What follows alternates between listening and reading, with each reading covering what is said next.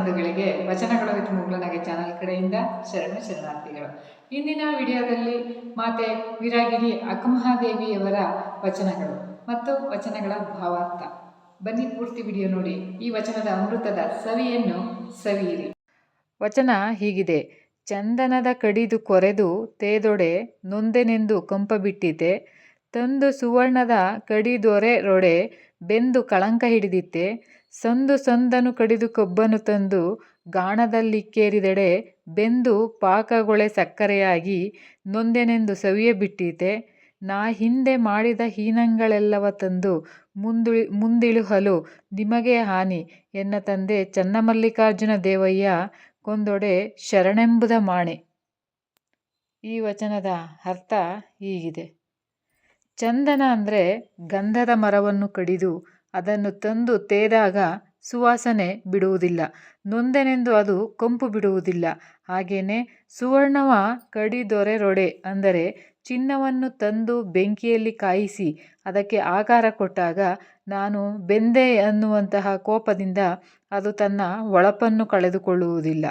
ಹಾಗೆಯೇ ಕಬ್ಬನ್ನು ತಂದು ಸಂದನು ಕಡಿದು ಅಂದರೆ ಕಬ್ಬನ್ನು ಸಣ್ಣ ಸಣ್ಣ ತುಂಡುಗಳನ್ನಾಗಿ ಮಾಡಿ ಗಾಣದಲ್ಲಿ ಇಕ್ಕಿ ಅದರ ರಸವನ್ನು ತೆಗೆದು ಪಾಕವನ್ನು ತಯಾರಿಸಿ ಸಕ್ಕರೆಯನ್ನು ಮಾಡಿದಾಗ ನೊಂದೆನೆಂದು ಅದರ ಸವಿಯ ಬಿಟ್ಟೀತೆ, ಅದರ ರುಚಿಯನ್ನು ಬಿಡುವುದೇ.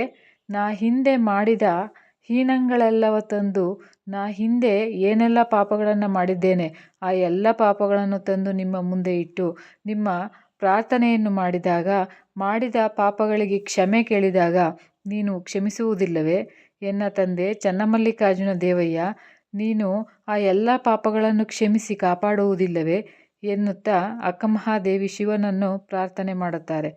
ಅಕ್ಕಮಹಾದೇವಿ 12ನೇ ಶತಮಾನದ ವಚನಕಾರ್ತಿ, ಶಿವನ ಅನನ್ಯ ಭಕ್ತೆ ಕೂಡ. ಶಿವನನ್ನು ಕುರಿತು ಆಕೆ ತನ್ನ ವಚನಗಳಲ್ಲಿ ಅದ್ಭುತವಾಗಿ ಬರೆದಿದ್ದಾರೆ. ಅಕ್ಕಮಹಾದೇವಿಯವರ ಇನ್ನೊಂದು ವಚನ: ಅಯ್ಯ, ತನ್ನ ತಾನರಿಯಬೇಕಲ್ಲದೆ ತನ್ನಲ್ಲಿ ಅರಿವು ಸ್ವಯಂ ಆಗಿರಲು ಅನ್ಯರಲ್ಲಿ ಕೇಳಲುಂಟೆ ಚನ್ನಮಲ್ಲಿಕಾರ್ಜುನ, ನೀನರಿವಾಗಿ ಎನಗೆ ಮುಂದೋರಿದ ಕಾರಣ ನಿಮ್ಮಿಂದ ನಿಮ್ಮನ್ನರಿಹೆನು. ಈ ವಚನದ ಅರ್ಥ ಹೀಗಿದೆ: ಅಯ್ಯ ಅಂದರೆ ಇಲ್ಲಿ ಶಿವನನ್ನು ಕುರಿತು ಹೇಳ್ತಾ ಇದ್ದಾರೆ ಅಕ್ಕಮಹಾದೇವಿಯವರು. ತನ್ನ ತಾನು ಅರಿಯಬೇಕಲ್ಲದೆ ನನ್ನನ್ನು ನಾನು ಅರ್ಥ ಮಾಡಿಕೊಳ್ಳದೆ ಹೋದರೆ, ತನ್ನಲ್ಲಿ ಅರಿವು ಅಂದರೆ ಜ್ಞಾನ ಸ್ವಯಂ ಆಗಿರಲು ಆ ಅರಿವನ್ನು ಅನ್ಯರಲ್ಲಿ ಅಂದರೆ ಬೇರೆಯವರಲ್ಲಿ ಕೇಳಲುಂಟೆ. ಚನ್ನಮಲ್ಲಿಕಾರ್ಜುನ, ನೀನು ನನ್ನನ್ನು ಅರಿತುಕೊಂಡು ಆದ ಮೇಲೆ ನೀನು ನನಗೆ ಮುಂದಿನ ದಾರಿಯನ್ನು ಕೂಡ ತೋರಿಸು. ನಿಮ್ಮಿಂದ ನನ್ನನ್ನರಿವೆನು, ನಿಮ್ಮಿಂದ ನನ್ನನ್ನು ನಾನು ಅರಿತುಕೊಳ್ಳುತ್ತೇನೆ ಎಂಬುದಾಗಿ ಈ ವಚನದಲ್ಲಿ ಅಕ್ಕನವರು ಹೇಳಿದ್ದಾರೆ. ಇನ್ನೊಂದು ವಚನ: ಪುರುಷನ ಮುಂದೆ ಮಾಯೆ ಸ್ತ್ರೀಯೆಂಬ ಅಭಿಮಾನವಾಗಿ ಕಾಡುವುದು, ಸ್ತ್ರೀಯ ಮುಂದೆ ಮಾಯೆ ಪುರುಷನೆಂಬ ಅಭಿಮಾನವಾಗಿ ಕಾಡುವುದು, ಲೋಕವೆಂಬ ಮಾಯೆಗೆ ಶರಣ ಚಾರಿತ್ರ್ಯ ಮರುಳಾಗಿ ತೋರುವುದು.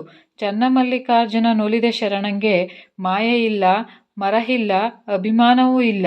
ಈ ವಚನದ ಅರ್ಥ ಹೀಗಿದೆ: ಪುರುಷರಿಗೆ ಮಹಿಳೆ ಎನ್ನುವುದು ಮಾಯೆಯಾಗಿ ಕಾಡುತ್ತದೆ, ಹಾಗೆಯೇ ಅಭಿಮಾನದ ಸಂಕೇತವಾಗಿ ಕಾಡುತ್ತದೆ.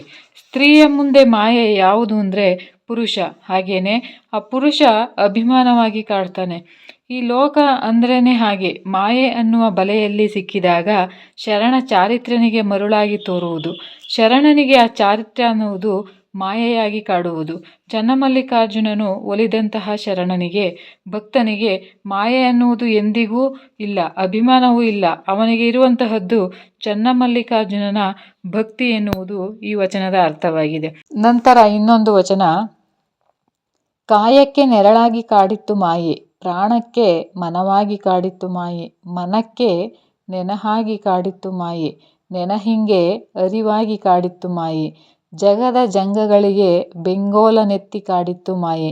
ಚನ್ನಮಲ್ಲಿಕಾರ್ಜುನ, ನೀನೊಪ್ಪಿದ ಮಾಯೆಯ ಯಾರೂ ಗೆಲ್ಲಲಾರರು. ಅಂದರೆ ಕಾಯಕ್ಕೆ ನೆರಳಾಗಿ ಕಾಡಿತ್ತು ಮಾಯೆ ಅಂದರೆ ಈ ವಚನದಲ್ಲಿ ಪ್ರತಿಯೊಬ್ಬರ ಕಾಯಕ್ಕೆ ನೆರಳಾಗಿ ಕಾಡಿತ್ತು ಮಾಯೆ.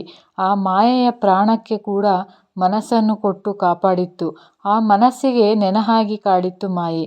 ಹಾಗೆಯೇ ನೆನಹಿಂಗೆ ಅರಿವಾಗಿ ಅಂದರೆ ಜ್ಞಾನವಾಗಿ ಕಾಡಿತ್ತು ಮಾಯೆ. ಈ ಜಗತ್ತಿನ ಜಂಜಡಗಳಿಗೆ ಕಾವಲಾಗಿ ಕಾಡಿತ್ತು ಆ ಮಾಯೆ. ಚನ್ನಮಲ್ಲಿಕಾರ್ಜುನ, ನೀನು ಒಪ್ಪಿದ ಮಾಯೆಯ ಯಾರೂ ಕೂಡ ಗೆಲ್ಲಲಾರರು. ಇಲ್ಲಿ ಮಾಯೆಯ ರೂಪದಲ್ಲಿ ಭಗವಂತ ಎಲ್ಲರನ್ನು ಕೂಡ ಕಾಪಾಡ್ತಾ ಇದ್ದಾನೆ. ನೆರಳಾಗಿ ಪ್ರತಿಯೊಬ್ಬರ ಕಾಯಕವನ್ನು, ಪ್ರತಿಯೊಬ್ಬರ ಮನಸ್ಸನ್ನು, ಪ್ರತಿಯೊಬ್ಬರ ಅರಿವನ್ನು ಕಾಪಾಡುತ್ತಿದ್ದಾನೆ ಎಂದು ಈ ವಚನದಲ್ಲಿ ಅಕ್ಕಮಹಾದೇವಿಯವರು ಹೇಳಿದ್ದಾರೆ.